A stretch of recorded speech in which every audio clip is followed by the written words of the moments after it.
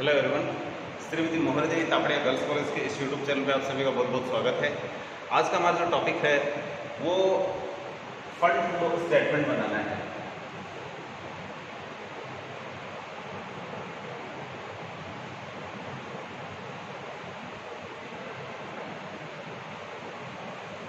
Fund flow statement बनाने के लिए आपने देखा था लास्ट टॉपिक्स जो हमारे थे उसमें वर्किंग कैपिटल कैसे बनाई जाती है, एडजस्टेड P&L अकाउंट कैसे बनाया जाता है, वर्किंग कैपिटल से इंक्रीज और डिक्रीज जो वर्किंग कैपिटल होती है वो हमें निकालनी होती है जो हम फंड फ्लो स्टेटमेंट में लिखते हैं। आज हम पूरा क्वेश्चन करेंगे और उसके बाद मैंने आपको बताया था कि एडजस्टेड P&L अकाउंट से जो फंड फ्लो ऑपरेशन है वो किस तरीके से निकाला जाता है और इसके अलावा जो छोटे खाते बनाए जाते हैं, ठीक है, एडजस्टमेंट होते हैं। जैसे कि मैंने क्वेश्चन लिखा है कि इसमें एडजस्टमेंट भी लिखे हैं, तो आज सारी चीज़ें कंप्लीट करके क्वेश्चन बनाएंगे। इसमें सारी चीज़ें होगी जो लास्ट आपने देखे थे। क्वेश्चन के बाद आपने बैलेंस शीट दी है, 2014-15 के आंकड़े दे रखे हैं, लाइबिलिटीज के, एसेट्स के और पीछे depreciation return on fix assets 23,400। जो फिक्स एसेट्स पर जो मूल्य जो ह्रास है वो 23,400 अप्लाई किया गया है और डिविडेंड पेड किया गया है 20,000 का। ये तो हमें एडजस्टमेंट दिए गए हैं नीचे की ओर। तो हम आज इनको क्लियर करेंगे कि किस तरीके से सारी चीज़ें तैयार की जाती हैं। तो सबसे पहले हम बनाते हैं वर्किंग कैपिटल, ठीक है। तो वर्किंग कैपिटल के लिए हमें यहाँ वर्किंग कैपिटल स्टेटमेंट बना रहे हैं, WC स्टेटमेंट। इसके लिए हमें सबसे पहले हमें बनाने हैं पर्टिकुलर के, फिर हमें दोनों ईयर के अमाउंट लिखने हैं। ईयर लिखना है 2014 और 2015। इसके बाद में लिखना है हमें इफेक्ट ऑफ WC पे क्या प्रभाव पड़ता है वर्किंग कैपिटल पे। तो इस तरीके से ये हमारे मुख्य जो खाने होंगे।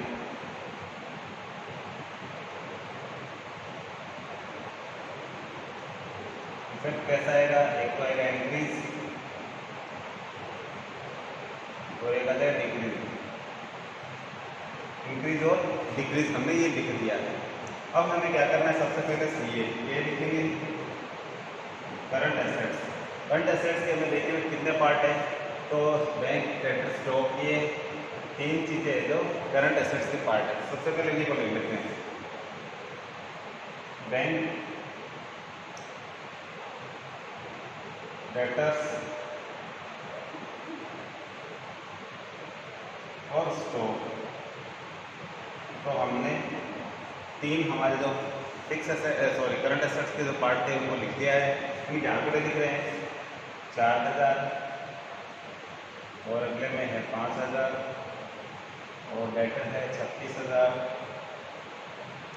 और 39,000 और स्टॉक है हमारा 22,000 और 26,000। तो इस तरीके से हमने टोटल इसके आंकड़े लिखे। नीचे एक लाइन करके मार लेते हैं, जो टोटल का होगा टोटल CA आ जाएगा ये। इसके बाद में नीचे लिखेंगे कि CL करंट लायबिलिटीज का देखो पार्ट देखो, इधर क्रेडिटर एक ही है, P&L को नहीं लेते हैं, बैलेंसर नहीं आता, टर्नओवर और जो शेयर है ये इसमें शामिल नहीं होते। तो केवल एक ही चीज़ है, वो है क्रेडिटर्स। क्रेडिटर्स के आंकड़े लिखने 37,400 और इधर आएगा 42,000। अब जो इफेक्ट पड़ा है उसके बारे में लिखेंगे सबसे पहले। तो सबसे पहले इधर देखते हैं इंक्रीज और डिक्रीज। ये देखिए 4 में 2014 में 4,000 थे, था बैंक बैलेंस, 15 में 5,000 हो गया, तो ये इंक्रीज हो गया है। तो इंक्रीज में लिखेंगे इसको 1,000, इधर 40,000 हो गए। डेटर 36,000 थे, 39,000 हो गए, ये भी इंक्रीज हो गए। तो इनको हम कितने इंक्रीज हुए, 3,000 इंक्रीज हुए, ये इनको लिख दिया है। उसके बाद में ये जो स्टॉक है 22,000 का था, 26 हो गया, ये भी बढ़ गया है 4,000 से। उसके बाद क्रेडिटर का जो लायबिलिटी साइड है, ठीक है, करंट लायबिलिटीज है, उस यदि वो इंक्रीज होते हैं तो उसको डिक्रीज में लिखते हैं, और जो डिक्रीज होते हैं उनको इंक्रीज में लिखना होता है, क्योंकि ये हमारे दायित्व है। तो ये चालू दायित्व में क्रेडिटर की देखिए अब 37,400 थे, तो इंक्रीज हो गए, तो हमें किस में लिखना है, इनको डिक्रीज में लिखना है। तो कितने हो गए, ये 42,000 में से आप 37,400 घटाओगे तो ये 26 और 2 हो गए हैं 4600 हो गए हैं। एक वो कैलकुलेशन कर लेते हैं, 42,000 में से हम घटाते हैं 37,400, तो ये आएगा 4600 ही आएगा। तो इस तरीके से ये इंक्रीज हुए तो इनको डिक्रीज में लिखना है। इस तरीके से अब एक यहाँ लाइन करते हैं, यहाँ पे एक लाइन मार देते हैं, फिर एक इसका टोटल हो जाएगा, टोटल CL 37,400 42,000 आ जाएगा ये पूरा। अब आएगा WC, यहाँ WC is equal CA minus CL, CA में से हम CL घटाएंगे तो WC आ जाएगी। तो हमारा जो इसका टोटल करना पड़ेगा पहले इसको, तो इसका टोटल कर लेते हैं। ये 36 और 4 हो गए 40 और 22 हो गई ये 62,000, और इधर इसका टोटल है जो 39 और 26 ये हो गए हैं 65 और 70,000।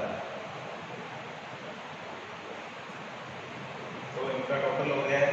इसके टोटल में से CA में से CL को घटाते हैं तो आता है बैलेंस हमारा जाएगा 600, और यहाँ आ जाएंगे 11 में से 7 घटाएंगे तो आएगा 4, और 5 में से 3 घटाएंगे तो आएगा 24,600। तो हमारी जो वर्किंग कैपिटल थी जो 2014 में वो थी 24,600, और 15 में आप देखोगे इसमें से इसको घटाते हैं तो आएगा, ये आ जाएगा 70,000 में से 42 तो 28,000 आ जाएगा।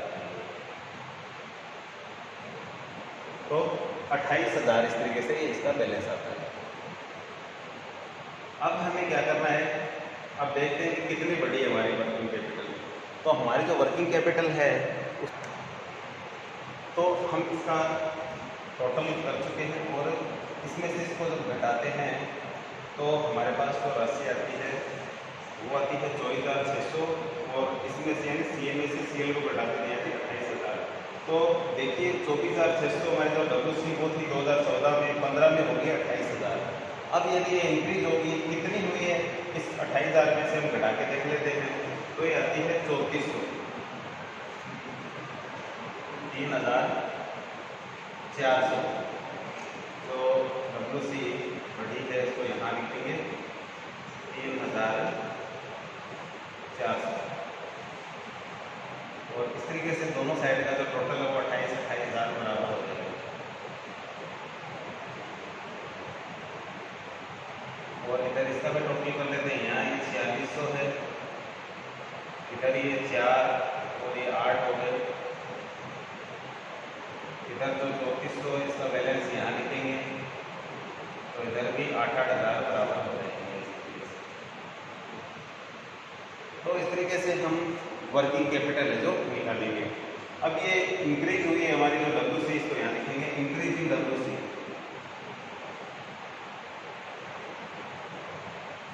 इंक्रीज इन WC वो है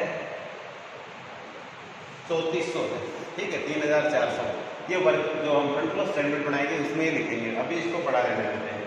उसके बाद में हम बनाते हैं वो है एडजस्टेड P&L अकाउंट। तो एडजस्टेड P&L अकाउंट के लिए हमें इसमें देखना है कि क्या चीज़ है, हमें P&L अकाउंट देखना है, ठीक है। इसमें बैलेंस दे रखा है 20,000 और 30,000। तो हम इसमें सबसे पहले यदि आप खाते का प्रारूप बनाना चाहो तो वैसे बना सकते हो, अदरवाइज एक स्टेटमेंट का इसका प्रारूप होता है वो बनाना चाहो तो वो भी आप बना सकते हो।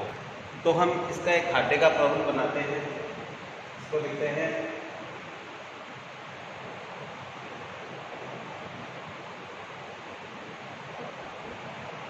Adjusted P&L account.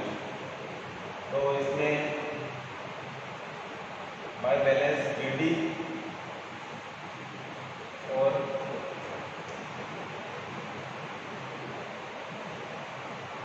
Balance CD। BD balance opening होता है, जानते हो, और CD बैलेंस अंतिम बैलेंस होता है, क्लोजिंग होता है। BD बैलेंस हमारा था, वो था 20,000,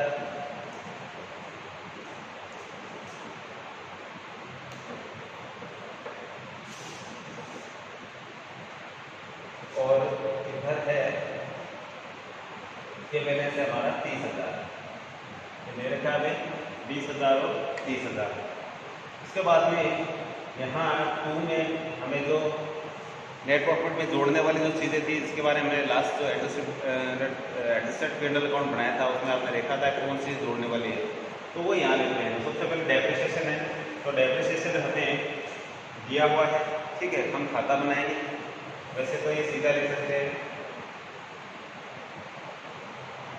डेप्रिसिएशन लिखना है, फिर हमें लेना है जनरल रिजर्व। जनरल रिजर्व का जो अंतर है, ठीक है, वो लिख देंगे इधर, जनरल रिजर्व का अंतर। और उसके बाद में है डिविडेंड पेड,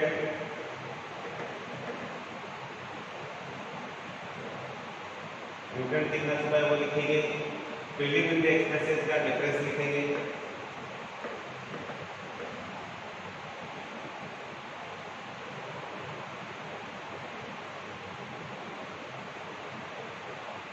तो इस तरीके से हमारी 4 मदे इसके अंतर्गत ये तो ये चारों की मैं अमाउंट लिख रहा हूँ। डेप्रिसिएशन था हमारा, वो था 23,400। जनरल रिजर्व डिफरेंस लेना है हमने यहाँ से, ये जनरल रिजर्व का है 5,000। 10 और 15 था, इसका अंतर लिया है। डिविडेंड पेड ये नीचे एडजस्टमेंट में लिख रखा है, यहाँ से लेंगे हम, ये 20,000 है।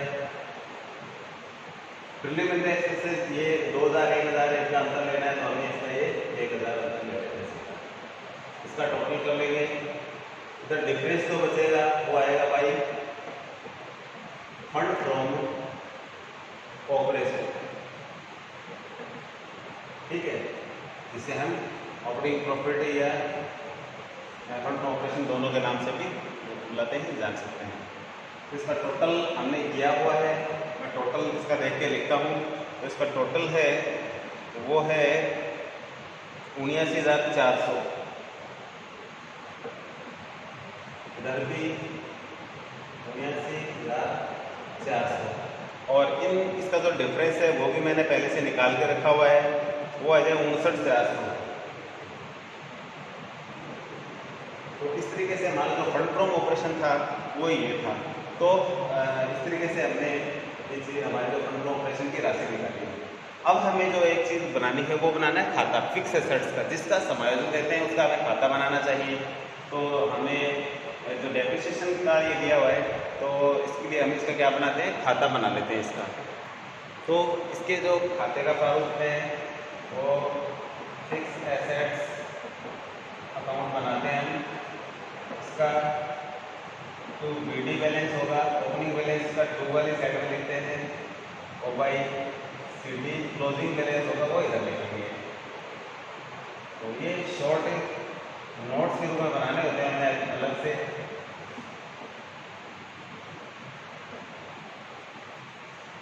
तो BD बैलेंस हमारा है, ओपनिंग है, जो आप देखेंगे फिक्स एसेट्स का, ये है 93,400, और क्लोजिंग बैलेंस है 1,66,000 है।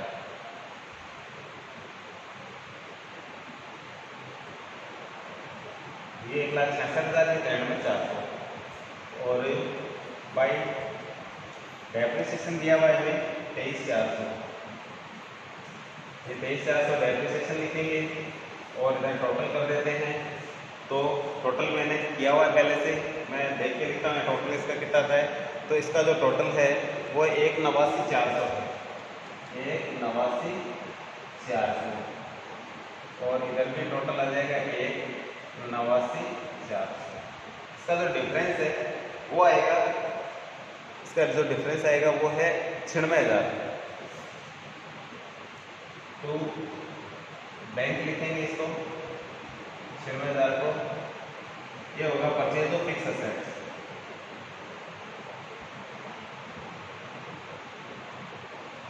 ठीक है, तो परचेज करते हैं तो पैसे चले जाते हैं, तो हमारा ये यूजेज में आएगा। ठीक है, हम फंड फ्लो स्टेटमेंट सबसे लास्ट में बनाएंगे। उसमें सिस्टम ये होता है, पैसा आया तो सोर्स में, गया तो यूजेज यानी एप्लीकेशन में। तो हमारी सारी चीज़ें क्लियर हो गई है। अब हम फंड फ्लो स्टेटमेंट बनाने जा रहे हैं। तो फंड फ्लो स्टेटमेंट का जो पार्ट हमारा, वो सबसे पहले लिख लेते हैं, हेडिंग डालते हैं।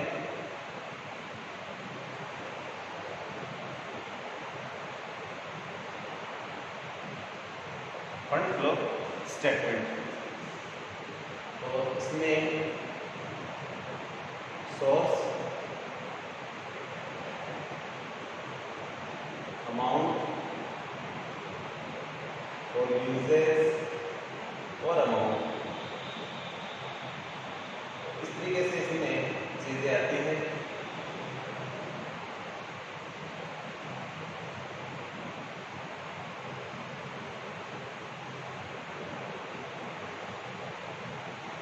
तो हमारा जो फंड फ्लो स्टेटमेंट है, तो हमने फंड फ्लो स्टेटमेंट लिख लिया है। अब देखेंगे सबसे पहले क्या लिखते हैं। इससे सबसे पहले जो हमारे वर्किंग कैपिटल है, ठीक है, उसका लेखा करते हैं, क्योंकि सबसे पहले हमने ये बनाई इंक्रीज हुई है WC, तो इधर लिखेंगे यूजेज में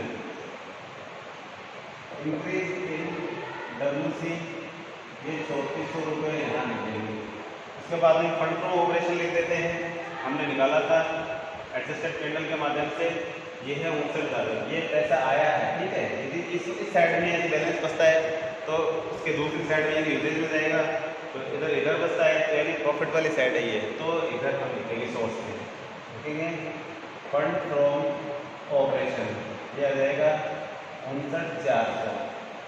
इसके बाद में हमें जो अन्य चीज़ें हैं वो लेनी है। अब इन दोनों में जो चीज़ें आ गई उनको नहीं लेना है। अब वो चीज़ें देखते हैं, जैसे कि ये डिविडेंड पेड है। ठीक है, ऐसा गया हमसे हमारे पास से, तो इधर डिविडेंड पेड है। डिविडेंड पेड के 20,000 रुपये यहाँ लिखेंगे। उसके बाद में जो हम ये फिक्स असेट्स अकाउंट बनाया हमने, तो इसमें जो परचेज किया पैसा गया हमारे पास से, तो ये भी 96,000 है, तो यूजेज में जाएगा। तो लिखेंगे टू बैंक, लिखेंगे purchase of fix assets, purchase of fix assets.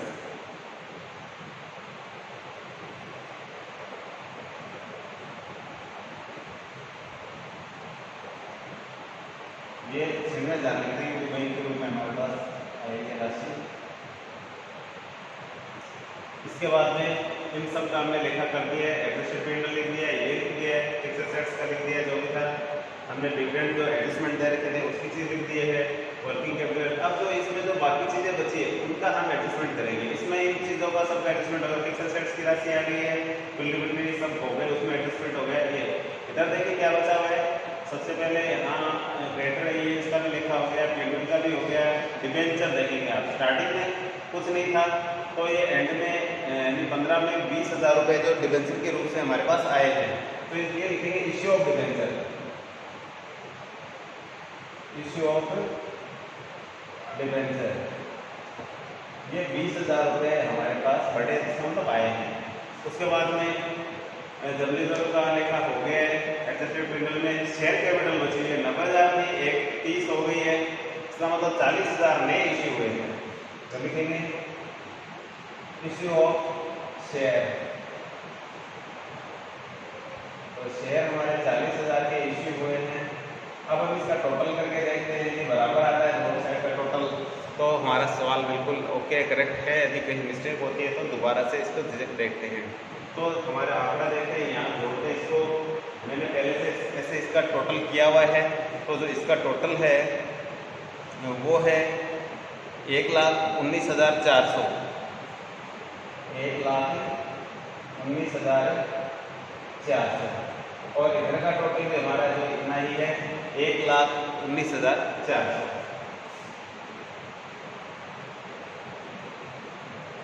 दोनों साइड में हमारे 3 मदे हैं, तो इसलिए हमारे जो इसका बैलेंस है दोनों साइड तो इस प्रकार हमारा जो दोनों साइड का जो बैलेंस है वो बिल्कुल बराबर मिलता है, कहीं कोई दिक्कत नहीं है।